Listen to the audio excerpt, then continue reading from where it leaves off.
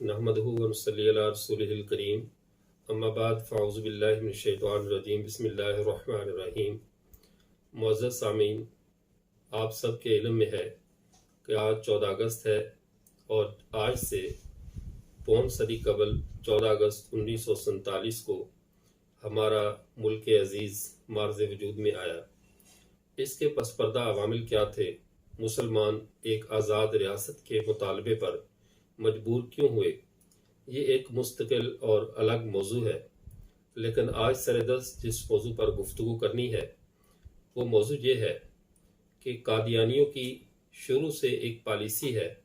کہ جہاں پر ان کو اپنے مفادات نظر آئے امت مسلمہ سے الگ ہونے میں، تو یہ ایک لمحے کا بھی تعامل نہیں کرتے اور فوری طور پہ اپنے آپ کو ایک الگ امت اور الگ گروہ کی حیثیت سے متعارف کرواتے ہیں، اور جہاں پر امت مسلمہ کا ہیرو بننا ہو اور ان کی قیادت اپنے ہاتھوں میں لینی ہو، اس وقت فوری طور پر امت مسلمہ کے ہمدرد اور غمگسار بن کر سامنے آ جاتے ہیں۔ ایسی ہی تاریخ اسلام یا یوں سمجھ لیجیے کہ تاریخ پاکستان کی ایک ایسی شخصیت جسے دنیا ظفر اللہ قادیانی کے نام سے یاد کرتی ہے، یہ پاکستان کا پہلا وزیر خارجہ ہے جسے انگریز نے باقاعدہ زبردستی قائد اعظم محمد علی جناح کو مجبور کر کے اس بنیاد پہ پاکستان کے مطالبے مانے گئے کہ اس شخص کو پاکستان کا پہلا وزیر خارجہ بنایا جائے گا۔ اصل مقاصد پس پردہ کیا تھے؟ چونکہ خارجی ممالک میں دیگر ملکوں کے اندر جو پاکستان کا وزیر خارجہ ہوگا وہی پاکستان کی تصویر پیش کرے گا، تاکہ پاکستان بننے کے بعد جب قادیانی وزیر خارجہ ہوگا تو وہ پوری دنیا کے اندر پاکستان کو ایک قادیانی اسٹیٹ کے طور پہ متعارف کروا سکے گا۔ لیکن سردست آج جس موضوع پر ہم گفتگو کرتے ہیں، قادیانی امت مسلمہ کو اور پاکستانیوں پر خاص طور پہ اپنا یہ احسان رکھتے ہیں کہ اگر ظفر اللہ قادیانی اپنی خدمات پیش نہ کرتا، تحریک پاکستان میں قائد اعظم کا ساتھ نہ دیتا، تو پاکستان نہ بن پاتا۔ یہ وہ احسانات اپنے گنواتے ہیں جو حقیقت میں ہے نہیں۔ زمین کے اوپر ان احسانات کا کوئی خارجی وجود نہیں، لیکن ظفر اللہ قادیانی کا ایک ایسا احسان ہے مسلمانان ہند پہ کہ جس احسان کا ذکر نہ کرنا ناانصافی ہوگی۔ ہم حیثیت مسلمان، ہمیں ہمارے مذہب نے، ہمارے دین نے یہی سکھایا ہے کہ دشمن کی اگر برائیاں ہیں تو اس کی خوبیوں کو بھی مد نظر رکھیں اور اس کی خوبیوں کا بھی تذکرہ کرتے ہوئے بخل سے کام نہ لیں۔ جیسا کہ قرآن پاک میں سورہ منافقون میں اللہ تعالیٰ نے ان منافقوں کا باقاعدہ تذکرہ کیا جنہوں نے ہمارے پیغمبر صلی اللہ علیہ وسلم کے نبی ہونے کی اور اللہ کے رب ہونے کی شہادت دی، تو اللہ نے ان کے کلمے کو باقاعدہ قرآن میں ذکر کیا، لیکن ساتھ ہی فرما بھی دیا کہ یہ لوگ جھوٹے اور کذاب ہیں۔ قادیانی کافر ہیں، اس میں کوئی شک و شبہ نہیں، یہ زندیق ہیں، امت مسلمہ سے خارج ہیں۔ لیکن ظفر اللہ قادیانی نے خاص طور پہ اور بشیر الدین محمود نے، ان لوگوں نے ایک بہت بڑا احسان کیا مسلمانان پاکستان پر۔ آج ہم اس احسان کا شکریہ ادا کرنے کے لیے اس وقت آپ حضرات سے محو کلام ہیں، اور میرے طرف سے یہ پیغام تمام جماعت مرزائیہ، جماعت قادیانیہ کے لیے ہے کہ وہ ہماری طرف سے اس شکریہ کو قبول فرمائیں۔ وہ شکریہ کیا ہے؟ میرے ہاتھ میں اس وقت یہ روزنامہ الفضل ہے جو کہ باقاعدہ ان کا شائع ہوتا تھا، ان کا اخبار، اس کی اشاعت ہے۔ آج میں اس کے حوالے سے کچھ گفتگو کروں گا تاکہ آپ کو سمجھ آ جائے کہ میں ظفر اللہ قادیانی کا کیوں شکریہ ادا کر رہا ہوں، اور اس نے جو مسلمانان پاک و ہند پہ احسان کیا ہے اس احسان کا میں کس طرح تذکرہ کر رہا ہوں۔ یہ الفضل جو قادیان سے شائع ہوتا تھا 8 جون 1944 کی اشاعت ہے اور اس کی جلد نمبر 32 ہے۔ اس کے اندر ان کے دوسرے خلیفہ بشیر الدین محمود کا پورا خطاب ہے۔ اس خطاب کے اندر بشیر الدین محمود نے ایک بات کہی۔ اب قادیانی کہتے ہیں پاکستان بنانے میں ظفر اللہ قادیانی شریک تھا، تو اب یہ شریک ہو کر اس نے امت مسلمہ پہ، مسلمانان پاک و ہند پہ کیا احسان کیا ہے، میں اسی کی وضاحت انہی کے اخبار سے کرنا چاہتا ہوں۔ روزنامہ الفضل، اور یہ قادیان سے شائع ہوا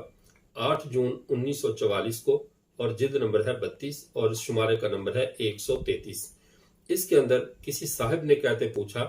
وہ کہتے ایک صاحب نے پاکستان کے متعلق سوال کیا کہ اس کے بارے میں حضور کا کیا خیال ہے،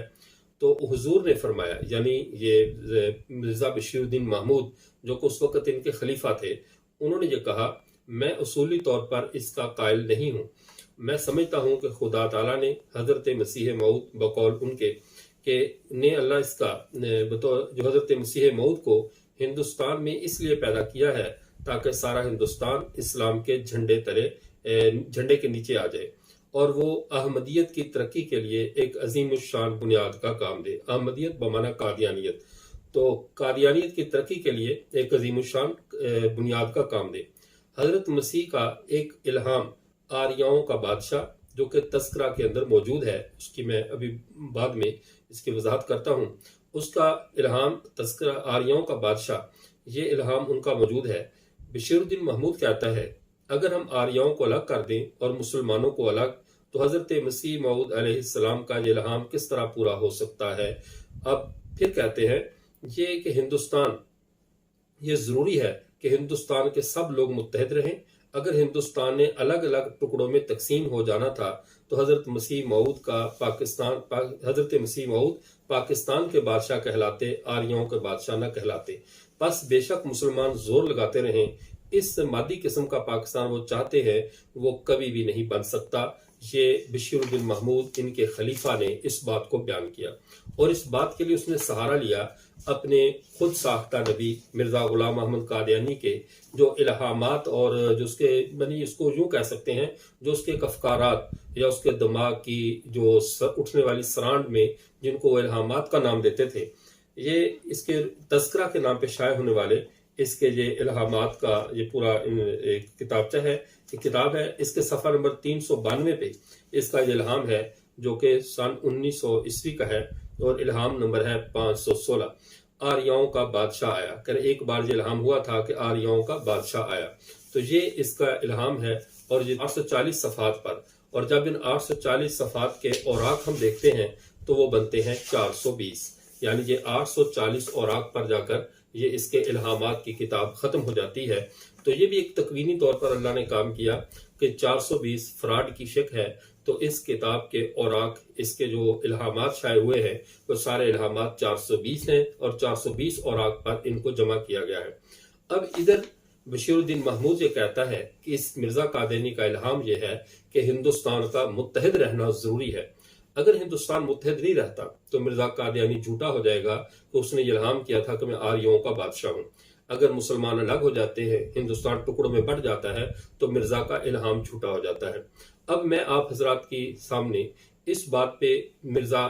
ظفر اللہ قادیانی کا شکریہ ادا کرنے پہ مجبور ہوں کہ اس نے باوجود کہ مرزا غلام احمد قادیانی کو اپنا نبی سمجھتا تھا اور امت مسلمہ اسے کذاب اور دجال سمجھتی تھی، لیکن اگر اس نے پاکستان کے بنانے میں تعاون کیا ہے، پاکستان بنانے میں اس نے قائد اعظم کا ساتھ دیا ہے، تو اس نے اپنے خلیفہ کی بھی مخالفت کی ہے، اور خلیفہ کے بقول مرزا قادیانی کا جو الہام تھا کہ مرزا آریوں کا بادشاہ ہے اور پاکستان بننے کے ساتھ یہ الہام غلط ہو جائے گا، اس نے اس الہام کو غلط ثابت کر دیا ہے، یعنی خود قادیانی ہو کر قادیانی کا جھوٹا ہونا ثابت کیا ہے۔ اس بنیاد پر ہم ظفر اللہ قادیانی کا شکریہ ادا کرتے ہیں کہ امت مسلمہ تو مرزا قادیانی کو جھوٹا کہتی بھی تھی، سمجھتی بھی تھی اور مانتی بھی تھی،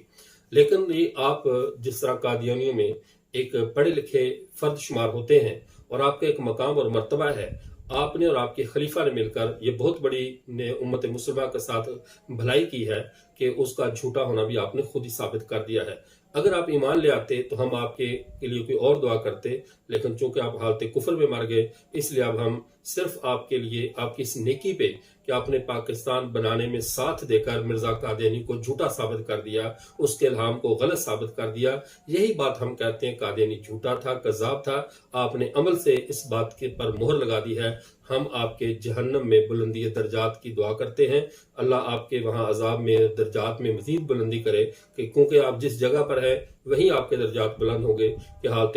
کفر میں مرنے والے زندیق مرتد ایسے لوگ جنت میں داخل نہیں ہوں گے۔ اللہ تعالیٰ بقیہ قادیانیوں کو ہدایت نصیب فرمائے کہ انہیں یہ بات سمجھ میں آ جائے کہ اگر تو وہ پاکستان کے بنانے میں اپنے آپ کو شریک سمجھتے ہیں تو گویا کہ وہ مرزا قادیانی کے جھٹلانے میں ہمارے ساتھ شریک ہے، اور اگر وہ پاکستان کے بنانے میں شریک نہیں ہے تو پھر انہوں نے مرزے کو تو بچا لیا لیکن میرے رب نے پاکستان بنا کر مرزے کو جھٹلا دیا کہ تیرے الہامات سارے تیرے دماغ کی ایک باسی سرانڈ ہے جسے تو الہامات سمجھتا ہے، لہٰذا اللہ نے پاکستان بنا کر بتا دیا کہ یہ مرزا غلام محمد قادیانی جھوٹا ہے۔ اب قادیانیوں نے فیصلہ کرنا ہے، اپنی خدمات گنوانی ہے تو ساتھ یہ بھی بتائیں کہ ہمارے نبی کا الہام غلط ثابت ہوا اس کے بننے سے، اور ہم نے اپنے نبی کو جھوٹا ثابت کر کے پاکستان بنوایا ہے، اور اگر یہ پاکستان بنانے میں شریک نہیں ہے تو خدا کے لیے ہیرو بننے کی بھی کوشش نہ کریں کہ ہم پاکستان بنانے والے ہیں، ہم بانیان پاکستان ہیں، تو پھر ہیرو بننے سے بھی رہنے دیں۔ ہیرو بننا ہے تو پھر یہ بھی مانیں کہ تم نے اپنے نبی کو جھوٹا ثابت کیا ہے۔ اللہ تمہیں عقل دے، ہدایت دے، اور تمہارے لیے واپسی کے راستے آسان فرمائے۔ وآخر دعوانا الحمدللہ رب العالمین۔